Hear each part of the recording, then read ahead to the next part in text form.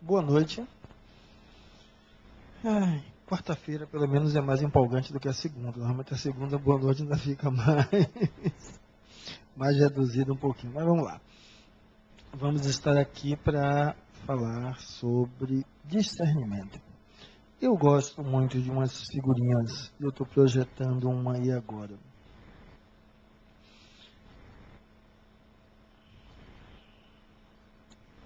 Eu acho que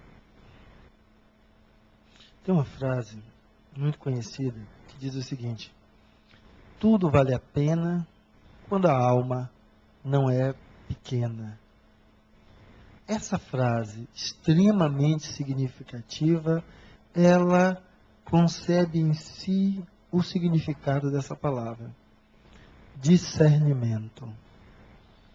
Tudo vale a pena quando a alma não é pequena. Porque nós normalmente fomos criados, educados, dentro de um modelo de um bom e um ruim, algo que presta e não presta, um certo e um errado, como se essas condições fossem condições absolutas, como se fossem condições absolutas. E lá pelos nossos primórdios da infância, nós estamos sendo educados e, lógico, a criança não tem um senso de discernimento. Então ela acredita que é aquilo. Minha filha, tem uma filha de 5 anos, ela assistiu um desses desenhozinhos e tinha uma cobra que fazia 1000 coisas lá no desenho. Ela, para dormir, estava com medo de que aquela cobra fosse aparecer e fosse capaz de fazer a mesma coisa. Porque como ela não consegue discernir entre ficção e realidade, ela vai literalmente ver as duas coisas como iguais. O que é que vai diferenciar ficção de realidade? Conhecimento. Ela, nos seus 5 anos de idade, não tem condições ainda de agregar um conhecimento que permita a ela olhar essas duas realidades de formas distintas. Porque, de fato, não é uma fantasia uma realidade. São duas realidades. Porque a realidade é aquilo que você vive no seu psiquismo. O que você vive aí é a sua realidade. Por isso que nós vamos estar aqui nesse salão, um salão único. E cada um tem uma opinião diferente sobre o salão. Cada um de nós, uma opinião completamente diferente.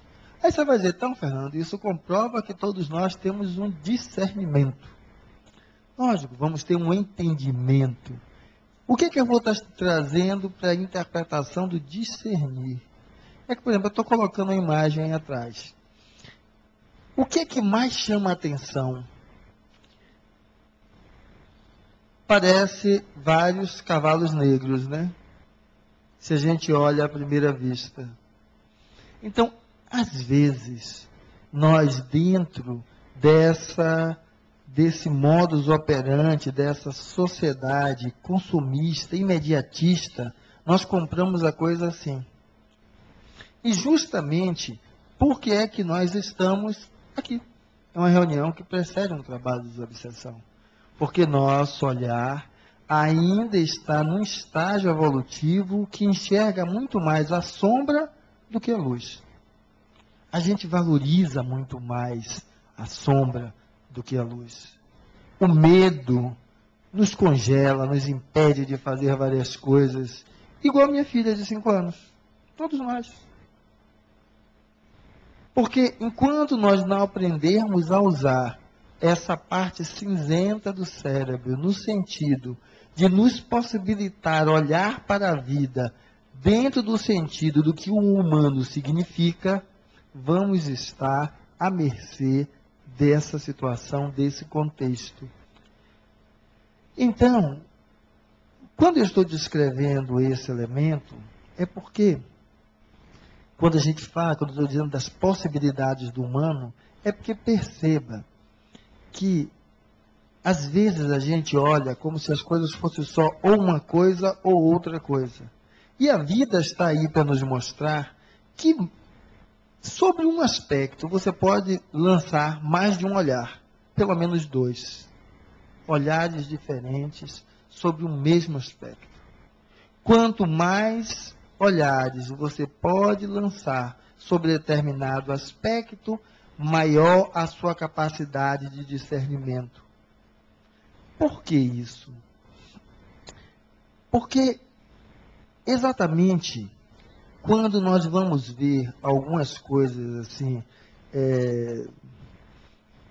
absurdas, e aí nós nos insurgimos contra aquilo, e aparentemente parece que nós já mudamos de contexto. Vamos falar da Inquisição, aquele momento onde uma religião dominante se colocava como esse elemento, que era a única dona da verdade. E quem não concordava, ela levava para onde? Para a fogueira. Dizendo que eram demônios, eram bruxas, eram várias coisas. Porque aquilo era uma ofensa a Deus. Que Deus? O Deus que ela se tornou. Ela se tornou naquela época. Não é mais a mesma coisa, que tudo vai mudando. Mas esse é um fato. Naquela época era assim. E nós temos um aspecto fantástico. Lembra daquela sombra anterior? Então a gente fala da Inquisição e todo mundo fala. Agora, o discernimento vai nos mostrar uma coisa fantástica. A primeira coisa que a gente tem que aprender a ver é tudo que eu vejo e projeto lá fora, porque tudo que eu enxergo lá fora parte de algo que eu tenho aqui dentro. Porque algo que eu não tenho aqui dentro, eu não consigo enxergar lá fora. Vocês já leram um livro aonde parece que a linguagem está em chinês? Está lá escrito em português, mas parece que está em chinês. Até que alguém pega e começa a interpretar, você diz, era aquilo. E eu não conseguia enxergar. Então, vamos olhar aqui. A pergunta para a gente é, se a Inquisição é algo para mim tão negro, a minha pergunta é, aonde está essa negritude em mim? Negritude no sentido de que era considerado a Idade Média naquela época, a época, o quê? A época do obscurantismo. E quando a gente vai olhar, vai perguntar como isso está em mim?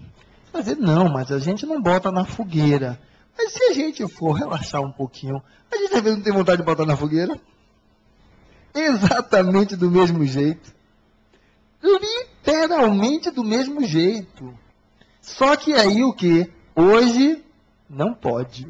E às vezes a gente arranja um jeitinho diferente de botar na fogueira. Isso até que a gente precisa fazer, porque não dá para a gente construir um discernimento se ele não parte de uma base elementar, que somos nós. Aí quando eu consigo enxergar aquela lente obscura que era capaz de queimar alguém porque discordava dos seus princípios e interesses, aí eu começo a poder perceber que o que eu estou falando que seria melhor para o outro, como será aquilo em mim? Porque eu parto do pressuposto que o erro só é do outro. Por exemplo, vocês estão aqui antecedendo uma reunião de desobsessão, não é isso? Ou seja, quem é essa criatura que está aí ao seu lado? Certo? A gente vai perguntar, quem é essa criatura? O que é que está fazendo aí? O que é que está fazendo aí? Porque às vezes a gente precisa perceber que é o seguinte, o que é que nos liga, nos conecta um ao outro? Numa dessas brincadeiras de jovens, né, que se tinha várias lá, namorava com uma, encontrava outra, e aí o seguinte, qual é aquela que fica? Aí eles diziam, aquela porque eu me apaixonei. O que fica é aquilo que se envolve em um elan de sentimento.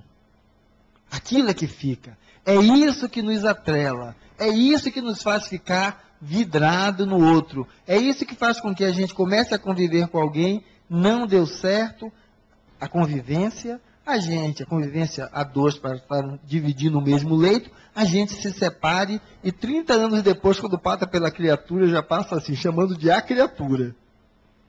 Sinal de que o vínculo afetivo ainda está ali e dentro da sua vertente negativa. Porque nega lá a presença do outro enquanto ser. Ele hoje, 20, 30 anos depois, pode ser uma pessoa completamente diferente. Era o cão antes, mas agora pode não ser. E você não analisa ainda que você contribuía para ele ser daquele jeito. E ele vai dizer assim, mas como eu poderia contribuir? Eu era uma mulher tão pacata, tão serena. Ele me espancava, eu não dizia nada. Ele me batia, ele quase que me estrupava à noite e eu não dizia nada. Como é que eu levei a isso? Você conhece quem é a outra mulher dele? Ela, não. Eu conheci uma pessoa assim. O marido fazia tudo isso, dava porrada. Fazia coisas com elas absurdas. Até um dia, o apelido dele era Pão de Açúcar, veja só. Até que um dia ele chegou em casa, eu acho que ela estava com encosto. Encosto, daqueles brabo. E aí, ele achou de querer bater nela. Menina, ela apanhou a cadeira e quebrou ele todo com a cadeira. Deu tanta porrada nele que ele terminou tendo que ir para pronto-socorro. Só que algo mudou. A partir daí, nunca mais ele chegou em casa para bater nela. Nunca mais. Nunca mais. Pão de Açúcar virou Pão de Açúcar de verdade. E a relação mudou. E eles mantiveram juntos durante muito tempo, mas acabou aquilo. Dá para entender que ela que antes não levantava e não pegava a cadeira, ela mantinha e ela alimentava a postura dele sobre ela, que não era só ele. Então, quando ela mudou a postura dela, acabou a história. Acabou a história. Então, isso é o que? É discernimento, o discernimento de perceber que eu não sou vítima de ninguém. Eu só sou vítima de mim mesmo. Isso é o que a gente precisa assumir para não se achar à mercê de ninguém, nem que seja um desencarnado. Nem que seja um desencarnado. Porque senão, esse Deus que a gente descreve é injusto. Veja só, ele vai dar poder a alguém que você não pode ver, não pode ouvir, e pode fazer com você o que bem quiser entender. Será que é assim? Essa é uma crença igual à da minha filha, que está com medo que a cobra apareça de noite, coma o cachorrinho, certo? E faça outras coisas. Fruto do quê? Do desconhecimento. Então, a proposta, inclusive, de lidar com o espiritual, não é apenas fazer um despacho, fazer um exorcismo, mandar o desencarnado para o raio que o parta. Não é isso. A proposta é você se construir em você. Conheça com o que você está lidando. O que é que custa? Custa a sua liberdade, só isso. Valer o que é que se descreve sobre o espiritual, como isso atua, como isso se desenvolve, como isso chega até determinados limites, para que você não esteja à mercê, porque você só fica à mercê pelo desconhecimento. Então, buscar se instruir faz parte do processo de desobsessão. Não é desobsessão de agora, não. Porque descrevem-se mais ou menos que são uma relação de 7 desencarnados para um encarnado, mais ou menos. Então imagine, tira um, quantos ficam? Não estão ali agora, mas você vai dar um vacilo ali na frente e ele vai dizer, opa, tá vago o lugar, eu de novo. Agora, se você entende que a obsessão é um contexto onde você está à mercê de alguém, não é isso? Que você não vê, você não pega, você não toca. Você vai encontrar postulados, que é o que a base, pelo menos espírita, o livro dos espíritos, vai lhe falar sobre isso. Você vai encontrar no livro dos médios lhe falando sobre o que é esse evento. Porque alguns vão dizer que pior do que não escutar e não ouvir e não ver, é escutar, ouvir e ver. a sensação de maluquice, de perder o eixo com a realidade, ela é absurda. Porque lhe tira do eixo. E aí, como resolver isso? Não, manda esse espírito por raio que eu parta. Não. É você se instruir. Porque no momento que você se instrui, o que é que você vai fazer? Você vai aprender a lidar com isso. Você vai sair da situação como minha filhinha de 5 anos, imaginando a cobra entrando dentro de casa. Você sabe como entra, sabe como sai, sabe como fica. Mas aí alguém vai dizer o seguinte: mas Fernando, eu não quero lidar com essa história de espírito. Por quê? Porque se eu começo, eu vou ter que ficar socado dentro do centro espírita. Eu vou ter que ir para a reunião mediúnica, incorporar e baixar os espíritos. Mais uma lenda da falta de conhecimento, da ignorância. Como se você não estando aqui, você não estivesse com os espíritos ao seu lado. No barzinho. Maravilha. Você acha que essa relação de 7-1, esses 7 são evoluídos ou ainda toscos e ignorantes como tu e eu? Toscos e ignorantes vão querer estar nos lugares os mais comuns, porque esses dois mundos se entrelaçam. Então o discernimento é que eles vão estar comigo tanto aqui como em qualquer outro lugar. Agora, quando eu, em vez de entregar essa tarefa à reunião mediúnica, eu faço com que a reunião mediúnica seja um elemento que me auxilie dentro desse processo, eu participo da reunião, faço o trabalho de esclarecimento e faço um trabalho de iluminação através da busca do conhecimento, para não estar exposto àquilo que eu não conheço. Mas aí eu vou me tornar médium, e médium tem que trabalhar. Tem que trabalhar, lógico. O trabalho edifica o homem. Porque, veja só, dizem que Deus criou o mundo. Tudo isso que vem numa sequência de imagens aí, que vai mostrar uma galáxia, tudo isso que foi criado é o que é fruto de trabalho. Trabalho. Porque as coisas vão crescendo, se ampliando, a partir de um trabalho. Depende do sentido que você dá para isso. Então, o que foi criado, do espiritual, aquele pontinho vermelho, a tudo de material que você encontra, está à disposição de quem? Nossa. À nossa disposição. Agora, a gente precisa de quê? Conhecimento para saber lidar com tudo isso. Sem conhecimento, é como se isso não existisse, nós voltássemos a essa época. Igualzinho. Aonde a gente está, desse jeito. Olhando como quando o raio cai é porque Deus está revoltado comigo, Ele quer me punir. Quando o meu carro bate, sabe por quê? Eu pulei a cerca daquela vez e aí, ó, está acontecendo agora porque aquilo aconteceu. Então, olhe, aquele câncer apareceu, foi porque na vida passada eu comi o fígado de alguém. Veja, tudo sinônimo de que se encontra ainda dentro dessa mesma ideia. Não descobriu o fogo.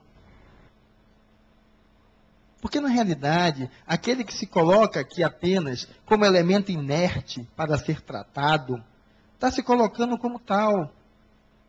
Porque essa energia não é um tratamento, é, na realidade, uma possibilidade de autocura, aonde você vai fazer seu processo de se melhorar e de se blindar a determinados tipos de energias que são desagregantes, desorganizantes e que são capazes de lhe conduzir a atos, certo, que você não gostaria de estar envolvidos, pelo menos conscientemente. Inconscientemente, às vezes você gosta de estar envolvido, só não assume. Em determinados lugares é aquilo que você quer mesmo. Parece que são irmãos ali juntinhos. Mas veja, a gente foi evoluindo mais, a gente começando a fazer algo significativo, a perceber que a vida, como é em grupo, né? Ela tinha suas vantagens, lhe fortalecia. Então, mas o que é que vai existir dentro disso aí? Qual é o elemento de união que agrega aquilo ali? Porque o que é que vai ocorrer? Se você é afeito àquele elemento, você continua no grupo. Se você não é afeito, o que é que você faz? vaza, vai embora. Então, é a mesma coisa que vamos fazer quando a gente vai estar falando de obsessão. Instruir-se, buscar o conhecimento, para não estar à mercê, como uma criancinha de 5 anos, com medo de andar no escuro, que fica com medo de que vai aparecer. Aonde, por falar nisso, sabe por que fica a sala toda escura? É porque a sala com luz baixa são menos estímulos visuais, facilita o médium a se concentrar. Mas nada mais além disso. Você pode fazer uma reunião igual aquela, aqui, com as luzes acesas, ou de manhã cedo, 9 da manhã. É um bom horário para fazer uma reunião de desobsessão. Como a gente faz reunião mediúnica aqui no curso básico, de manhã cedo. Então o aluno vem ver aqui a mediúnica acontecendo. O que é que faz, então, agregar ou não agregar? Por que é que o Espírito está aí do teu lado, formando com você, um ou alguns, certo? Um grupo de interesses comuns. Que é o que a gente vai falar de padrão vibratório muito igual, muito similar, que vai atrair um ao outro. Agora, quando a gente vai falar nisso, às vezes a gente só vê um grupinho que está aí. E a gente não consegue compreender o seguinte: todos nós já vivemos aqui algumas encarnações, tá? Temos os nossos erros e defeitos, porque a vida, graças a Deus, é feita e se aprimora através dos erros, certo? Dos defeitos que vão sendo reconhecidos, reformulados. E é literalmente pelos erros e defeitos que nós temos a capacidade magnífica de adaptação. O ser humano está em todo local desse nosso planeta, dos mais inóspitos possíveis, e consegue sobreviver. A nossa sobrevivência é garantida por esse aspecto. Então a gente precisa perceber que essa capacidade de adaptação é inerente a nós? É.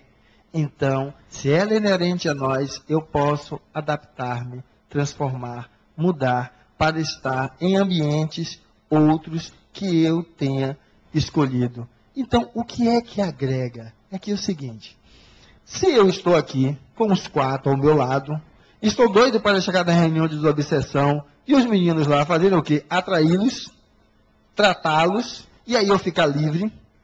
O que é que eu vou imaginar? Se eu me mantiver na ignorância, se eu me mantiver nos mesmos hábitos, eu vou atrair quem? Outra galera igual. Agora, se eu fizer o seguinte, vamos fazer a seguinte pergunta. Eu queria que vocês talvez se perguntassem um pouco mesmo.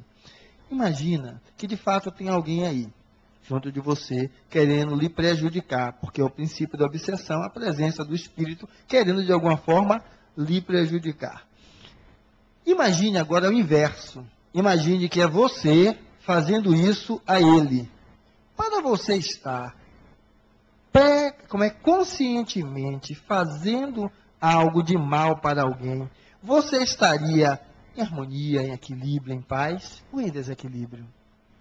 Você estaria harmonizado com as coisas da vida ou, ao contrário, descontente, desarmônico, achando que tudo está recaindo sobre você?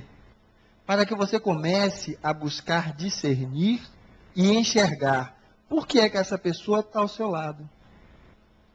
Ela está ao seu lado porque ela ainda é alguém ignorante, um doente tal qual você. Doente no sentido de não ter alcançado o nível de equilíbrio para conseguir compreender que a sua trajetória só depende de quem? De você. Só depende de você.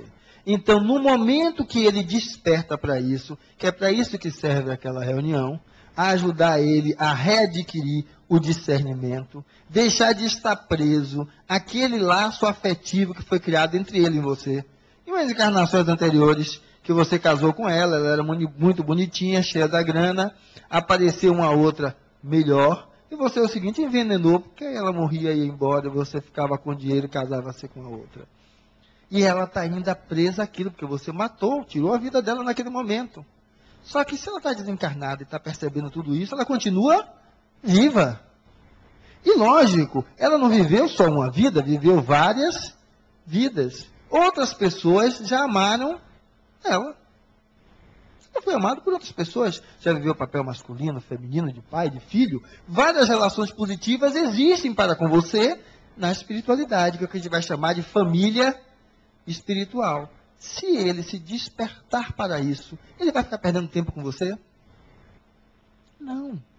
O problema é que ele não está em uma condição de saúde, de equilíbrio interno, para perceber e entender isso. E a partir daí mudar a própria vida dele.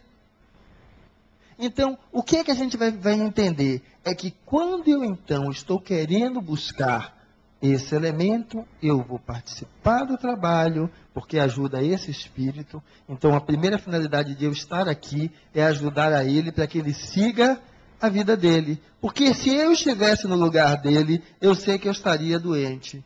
Eu tenho que me trabalhar porque eu estou encarnado, estou tentando me tornar consciente. Estou lendo, estou estudando, estou buscando. E é você que está aí, que você possa ser atendido, adormecido pelos irmãos de luz, levado para um outro lugar, receber passes para despertar e seguir a sua vida. Veja como apenas nesse movimento você muda o que a gente vai chamar de padrão vibratório. Quando você está atuando assim, você está emanando a energia de amor.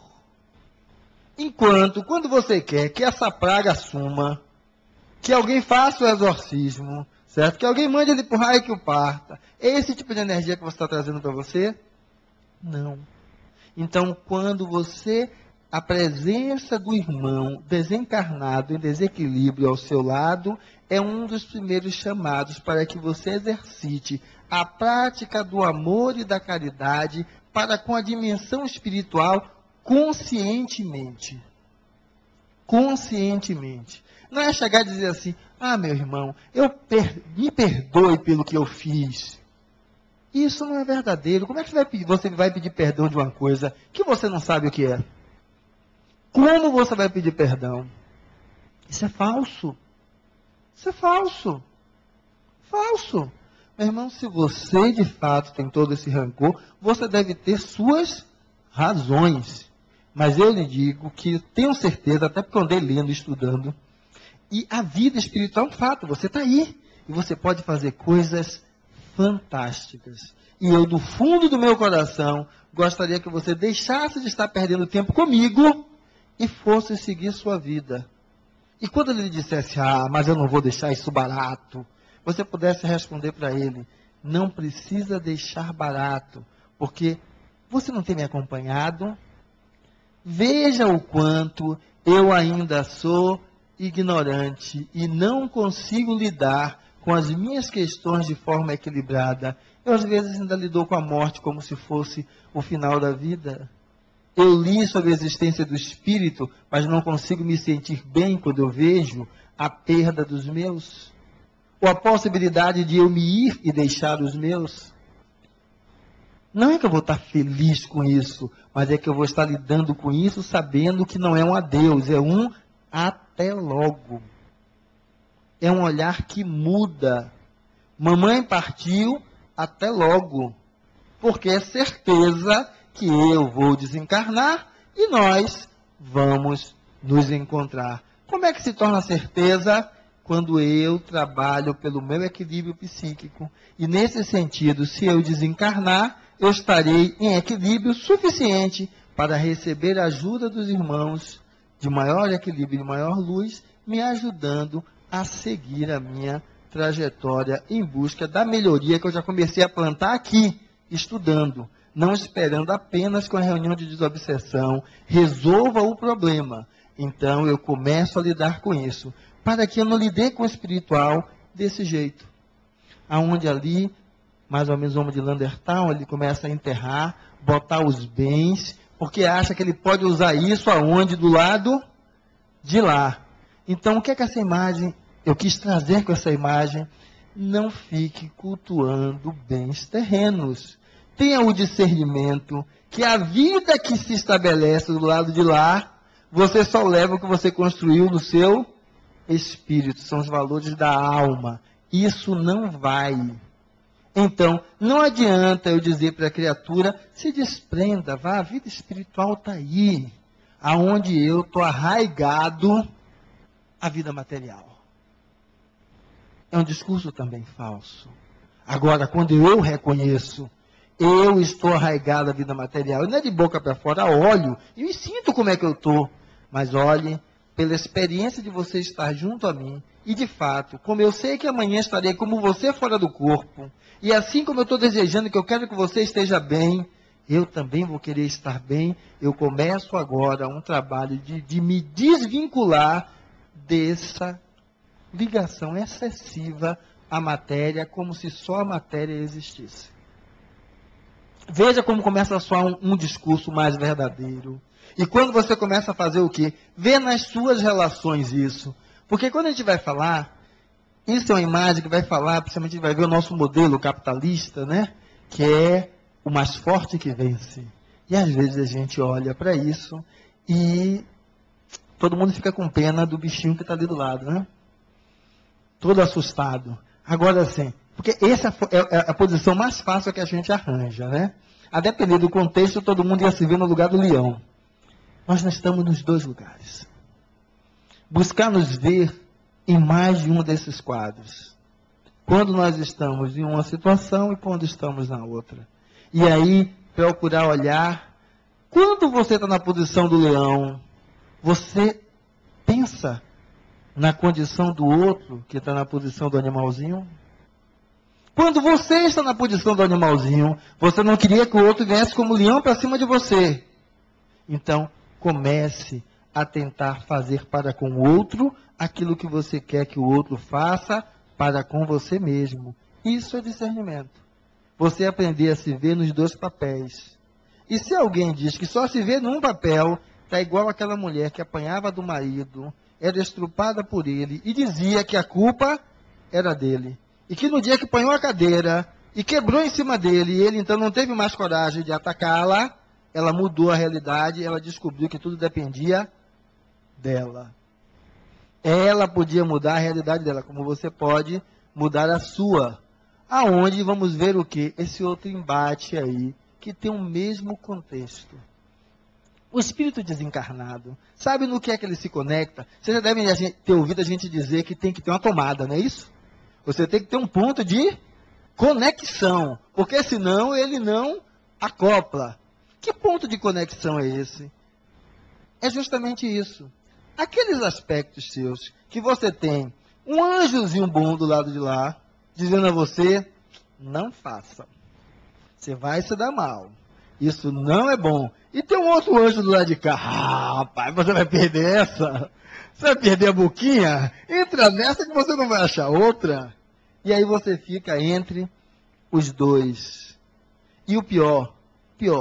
Aí quando o inimigo aparece, você entra na história e quebra a cara. Aí o nosso amigo desencarnado, o que ele vai fazer? Ele vai chegar do lado de cá. Olha só, quando a gente vê, eu usei os dois amigos aqui como exemplo. Bonzinho e não tão bonzinho. Veja só, se eu entrei e quebrei a cara, certo? Quebrei a cara. Aí o que ele vai dizer? Tá vendo que você não presta, você faz tudo aquilo que você diz para os outros não fazer? Já o contrário, eu não fiz, e o contrário. Outras pessoas fizeram e se deram bem. E eu, na realidade, me senti que não fiquei bem, porque eu perdi a oportunidade de saborear aquilo que eu queria. O mesmo indivíduo vai dizer, tá vendo como tu é besta? Fica ouvindo isso. Por isso que você não vive aquilo que seu coração pede. Deu para notar, então, que esse elemento dito como o elemento espiritual que está a querer lhe levar à derrocada, ele vai poder utilizar tanto um argumento como outro. Tanto um como outro. Porque, na realidade, ele vai tentar usar uma posição ou a outra para lhe desestabilizar. Então, esse elemento de desestabilização existe quando você faz com que aqueles dois pontos em você estejam em luta constantemente. Mas, Fernando, você errou. Errei. Mas tenho que fazer o quê? Assumir o erro. Mas normalmente não é o que a gente faz, não. Esse é um outro exemplo fantástico que a gente vai chamar do discernimento. A gente quer que o outro seja aquilo que a gente quer. Que ele seja do jeito que eu quero. É um princípio básico de liberdade. O homem não adquire a liberdade. O homem é a liberdade. A liberdade é você. O livre-arbítrio é você. Você está fadado a isso. Só que alguém vive sozinho? Não. Então, tudo em que eu me inseri dentro de um contexto. E o contexto não é feito só por Fernando. É por tudo aquilo que está ali dentro. Então, quando eu me coloco dentro de um contexto, eu dependo das possibilidades ali presentes, que tanto me dão a condição daquilo poder acontecer, como também me limitam. Então, entro numa família para conseguir determinados ganhos. Vou ter vantagens por um lado e desvantagens pelo outro. Ganhos por um lado e perdas pelo outro. Por quê? Porque, como eu não existo sozinho, eu tenho o livre-arbítrio de fazer o que eu quero, mas também aqueles que estão comigo também. Então, essa liberdade deixa de ser um elemento de um indivíduo e de um resultado daquela coletividade. Agora, onde eu, enquanto indivíduo, posso mudar essa realidade. Quando eu deixo de depender da coletividade para fazer a partir de mim mesmo. Onde é que a gente vai reconhecer um elemento disso que consegue mostrar quando você faz essa união consigo? Nosso amigo Francisco de Assis. Tem uma das passagens da vida dele, que ele estava lá envolto naqueles instintos carnais mais empolgantes. E aí ele se atira no meio das roseiras para superar aqueles instintos, e as roseiras, que eram roseiras de espinhos, passam a ser roseiras sem espinhos. Os espinhos desaparecem. Tem lá esse roseiral falando disso.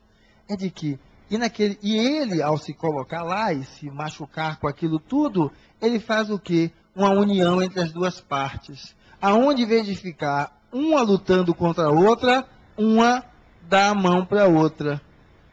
Em vez de ficar um sim e um não, os dois dão a mão um para o outro, buscam auxiliar um ao outro. E o que é que Francisco faz? Veja só, aquele homem pequenininho, magrinho, consegue mudar a estampa da igreja.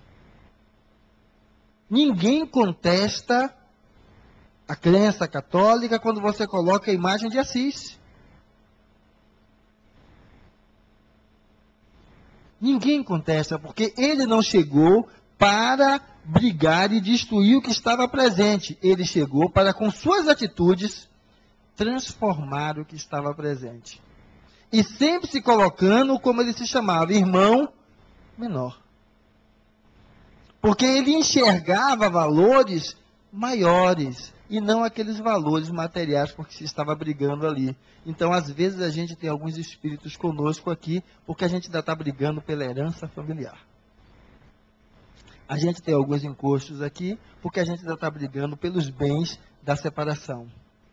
A gente tem ainda alguns encostos aqui porque a gente está brigando porque quer que o nosso filho seja o que a gente quer e não o que ele é. Então, essa relação do discernir é perceber qual é o seu papel e como você vai fazer nessa união para que a gente possa lidar com essa estampa. Todos nós vamos morrer. Essa é um fato. Não tem como não ser. Por mais maracujá murcho que você fique, passando o tempo, certo? Você vai embora. Não tem outro jeito, vai embora. Só que veja o seguinte. Aí está a criatura deitada no leito e falando do espírito que está lá em cima, né? Percebo o meu espírito lá no alto. Que meu espírito? Quem é que percebe? Quem é que sente? É o corpo físico? É o espírito. Então a vida nos descreve que é esse olhar. Eu, espírito, estou vendo o meu corpo passando pelos seus últimos momentos dessa existência. Então, olhe para a sua vida como espírito. Eu, espírito, estou vendo as dificuldades dessa encarnação nesse corpo que eu estou vestindo. Mas diferente de você fazer como estava antes. Porque é o seguinte, alguém pode lhe dizer, vou tirar a sua vida. A minha vida, não. Você pode tirar a expressão de meu espírito nessa encarnação. Porque a vida é do meu espírito, é minha enquanto espírito. E essa vida ninguém pode tirar. Então, a partir daí, você se coloca maior do que qualquer espírito, porque você é um espírito tanto quanto o desencarnado que está junto de você. Tanto quanto ele não é maior do que você. E aí você vai aprender a fazer isso como, olha, a vida está me deixando sem pernas. Ano novo, um acidente com jet ski cortou as 2 pernas de uma senhora. Ela aparece depois no Ana Maria Braga, usando aquelas próteses, e passa a reportagem de um adolescente que andava de skate, fazia o diabo com aquelas próteses metálicas, que nem cobria de esponja para dizer que era perna. Veja só, aquilo que aparentemente me destrói, quando eu entendo que tudo vale a pena, quando a alma não é pequena, em vez de me destruir, me alavanca perante a vida. Essa é o convite para que a gente faça jus a tudo que Deus criou, no qual estamos inseridos, e é um presente de vida para cada um de nós. Então é preciso que nós sejamos capazes de discernir que tudo isso é um presente da vida, e que então a gente precisa tomar uma definição para viver melhor. Eu acho que talvez eu sugeriria a vocês essa: ame sempre.